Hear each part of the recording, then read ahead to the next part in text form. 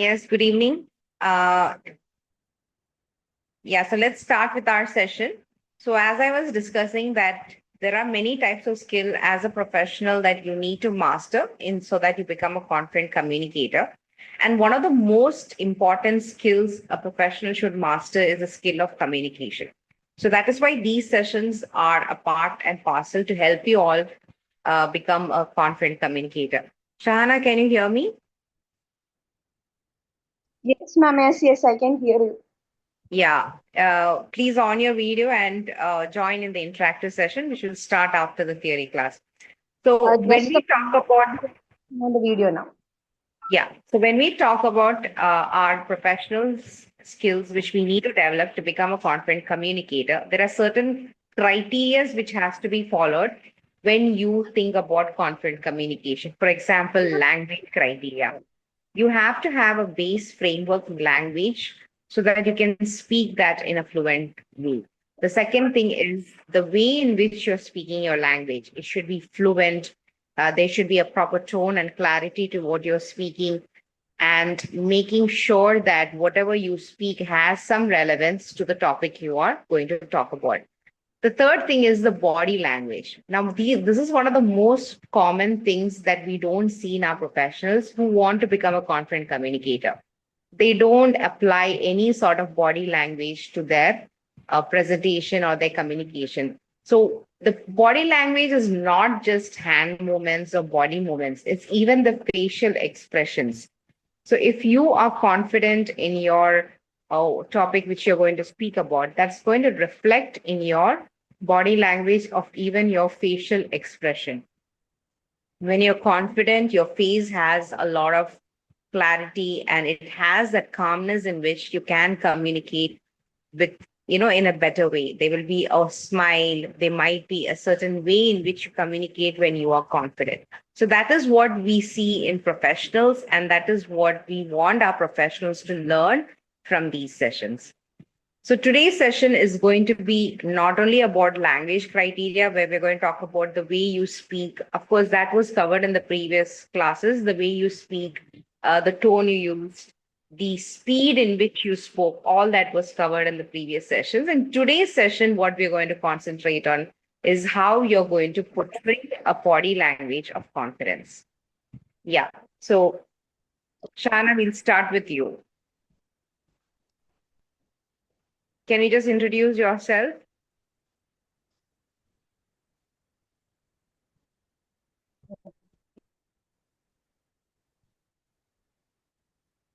Can you hear me? I'm so sorry.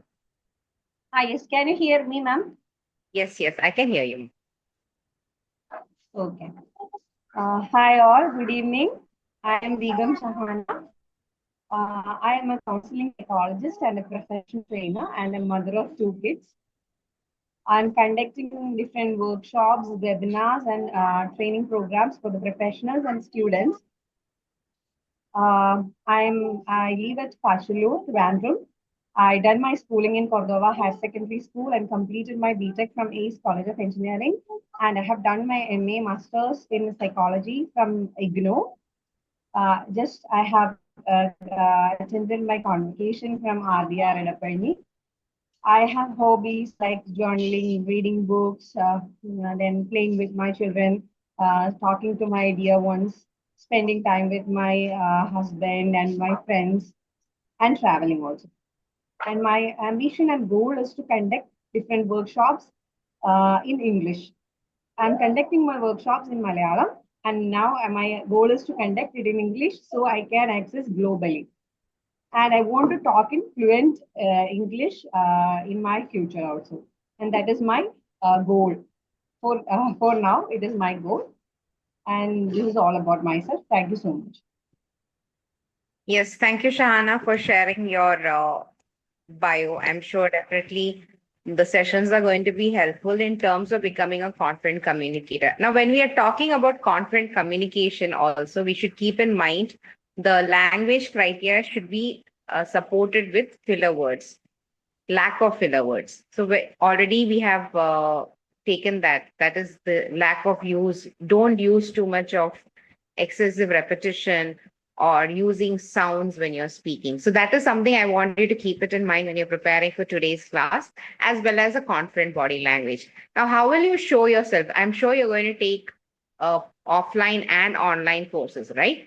So when you're in your online course, how are you going to show a confidence in your online persona? What is the language, body language you're going to employ there?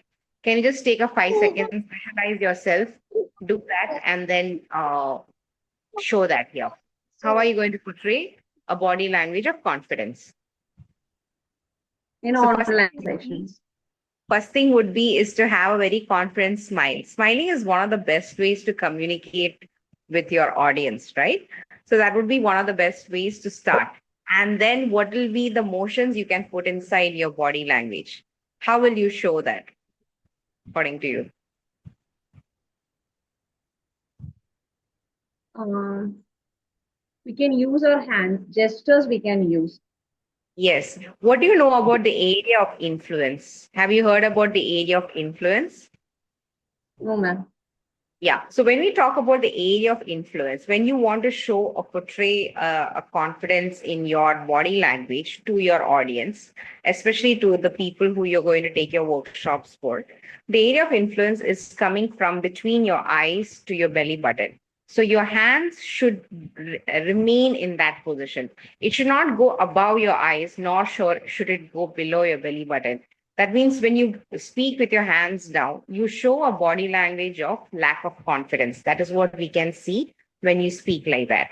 But when you want to show confidence, it has to come up to a level in which your hands are visible to the audience and it can show a language of confidence. So keep that in mind. In online presence, it is better to make sure that your hands are seen in the video. That is one of the best ways you can actually portray some sort of confidence. Don't put your hands on your head and resting like this or resting like this. All these kind of motions can either it can show emotions of irritation or lack of patience, and that can actually put down our uh, confidence issues. So today's topic, please prepare on that. So when we are going to speak on this topic, make sure that your language criteria and your body language should match.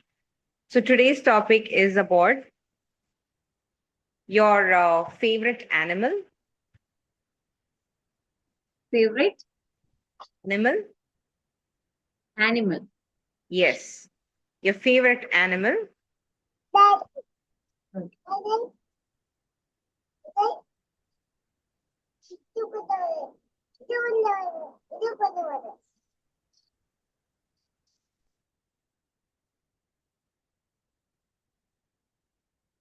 Along with a lengthy topic, please note that also. Failure is a better teacher than success. Failure is a better teacher than success. So when you're using topics for speaking and when you're planning to communicate to an audience, remember to use the method of storytelling. Storytelling is a method in which we are going to narrate incidents which happened in our life in the form of a storytelling version so that you can connect better with your audience. So when you're going to prepare on these topics, ensure that you prepare keeping it in mind that you have to have a connection with them. And in that, if you can share a story in which you personally faced this topic. It's a very common topic, right? Failure is a better teacher than success. It's a very common topic. I think you can see that same situation in your school days, in your college days, and even in your professional life. So take one particular example which made an impact inside of you. When you take such an example and you put it out in terms of speaking or as in your workshop, it connects better to the audience. So one thing definitely a trainer or somebody who's conducting a workshop should do is to connect with the audience. And that is where your skill is going to come. How well you connect with the audience, how well your audience is interested to listen to you, that is your success in terms of your workshop. So you can prepare on that. I'll give you 5 minutes. Favorite animal, you can speak, just to get you on the track of speaking well. That's what favorite animal is going to do. The second thing is where your speaking skills are going to come on. So the first thing which will be noticed by the audience on you is your expression, your facial expression, your facial posture, the way you're standing, the way you're conducting. And then it's going to be your body language. All this three has to work in part to give a very good presentation. So let's try that. You can start preparing.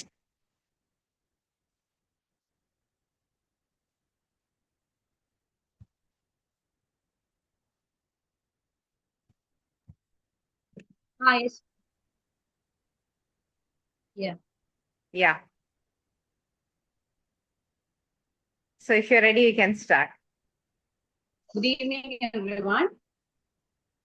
I am Begum Shahana. Today, I will talk about my favorite animal. Animals are really special. For me, I love to watch animals. I love going to zoological parks, and watch animal planets. Every animals are a wonder. Actually, nature's wonder. So, for me, one of my favorite animals is elephant because it has so many specialities. Even if it is a wild animal, it can be tamed as a pet also. We can see it in the what in our roads itself. Not only we have to go to a zoological park to watch it, we can see it on our road sometimes. And even some of the people have elephants in their homes, which they tame and make their pet. For me, what is the most special quality of elephant which attracted me is the memory they are having. They won't forget an event which have happened for them, and they will be. I have heard different news that they have attacked their own their own trainers who have disturbed them or irritated them so far. Then it will be having revenge on so many it is not a very good quality, but actually they have a good memory. That is what I want to tell. We may be very familiar with the story of a tailor and an elephant. In our childhood days, we have heard about the story of a tailor who often give banana while going for bath for an elephant. Once he give a pinch with his needle, and the elephant, what the elephant will do when he came back after the bath, he will be throwing all the water he have kept in his trumpet on the tailor. And that was a funny story at that time. But that story reveals the memory of the elephant, how it took revenge for that. So how also it is very curious to watch it. Big ears, big body, and the legs are like pillars, and such an animal with a lot of wonders in itself. And it is trained like a simple human being who walks near it. And it is actually like will be like how it is going with uh, such a obedient, it will be going like an obedient child with the trainer. So this is how it became my favorite animal. I used to love watching the animals, and I used to watch especially the documentaries of elephant in animal planets and all. Thank you so much. Yes, thank you, Shahana. That was a good descriptive explanation about why you like elephant and the way you used your childhood example. I think when we talk about childhood, the audience gets more attracted and they want to hear what is it, because everybody's childhood basically will be having some sort of similarities there, right? So, what about the next topic? You can start on that. Failure is a better teacher than success. Yeah. So when you talk about a topic, it's not about just talking. It's about not forgetting the main points. So for that, we have created this map framework system of training. When you have a set of information that you want to speak on a topic, select the main keywords, the key points. Don't forget that. Highlight that in your speech. in your mind. That words should be there in your mind. So it creates a map, and then you will speak around those topics. So even if you forget the sentences, it doesn't matter. As long as you remember the key points and the key words, you can manage.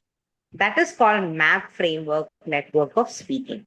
Apply that when you have a long speech during your conversations or workshops, and that's going to give better results. Okay, you can start. Hello all.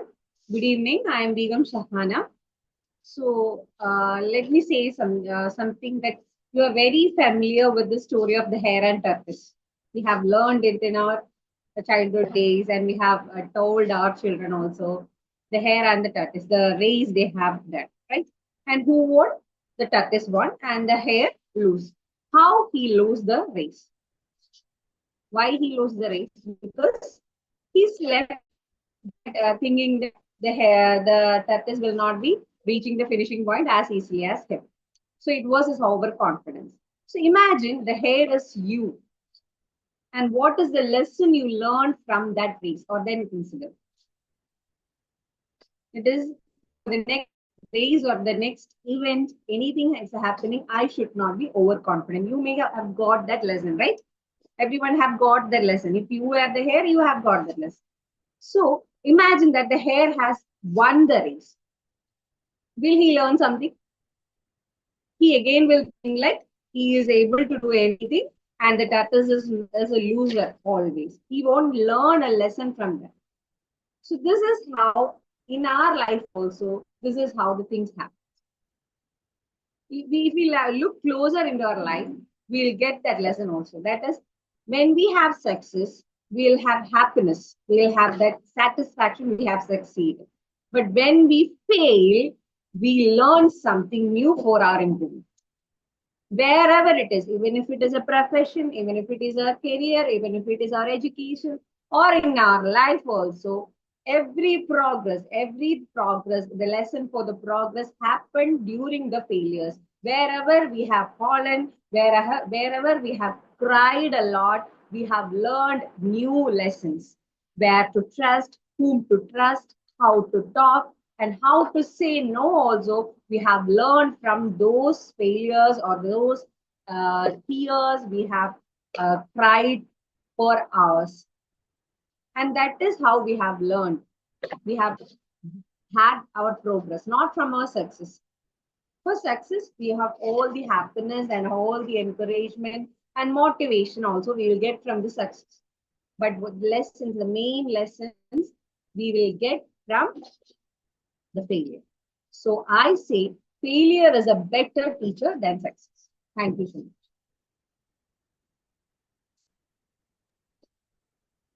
Yes, thank you, Shahana. I think that was an excellent, I would say, excellent way of communicating using your emotions. Let me stress on what all worked in this speech. What worked?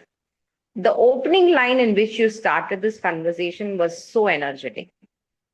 So the first thing the audience will connect is with the energy. So communication is basically energy. If you are excited, if you have energy, that comes to the listener. That gets transferred to the listener. So that is the first strong base of connecting with the audience. That was first. Then the way in which you use words like, you used words and hand motions indicating like this open and closed language, which you had done, created a better impact when you were speaking. And you try to again stick to a very simple, small story from your childhood, which everybody knows. And that is a plus point because everybody knows, anybody who has actually had some sort of education in their early primary years would have heard the story of tortoise and hare. So that is something in which you were able to connect well with the audience. Definitely, the way in which you try to make that simple story as a base for your success and failure was very beautiful and it was really good. But towards the mid of the conversation, I felt the energy was going down and then it came up. So that was also part and parcel of actually doing public communication. The energy goes down and goes up. What you have to do as a speaker is realizing that your energy went down. So when you feel your energy has gone down, again, just make it up. Using your hand motions. One more beautiful advantages of using your body communication, especially your hands, is the hands give us energy. When you feel your energy is going down during a workshop, during long, lengthy, conversations, use your body language to provide the insight, inner energy. It actually fuels it. So during long conversations, when you feel that you're not able to connect with the audience or you feel your energy is slowing down, use hand communications along with facial expressions to communicate with the to connect with the audience and make the workshop and make the communication more energetic. So this is one of the most beautiful tips which I follow when I try to connect with large group crowds of audience. If it is a small number, we don't need to put in so much energy. But when we want to conduct a workshop in which we have a huge number of audience, you need to bring about the energy of connection. And that is where your hand motions are going to play a great super role. So thank you so much, Ahana. The topic was really good. Definitely, I think you can go for a rating of 8 out of 10. Overall, the Thank you. connection with the audience was also good. You tried a lot to control your filler words. That was good. The more you put in effort and the more, when we train in front of the mirror and all, definitely this will also become a proper way of reducing the filler words. So thank you so much. I'll see you in the next session. Thank you, ma'am.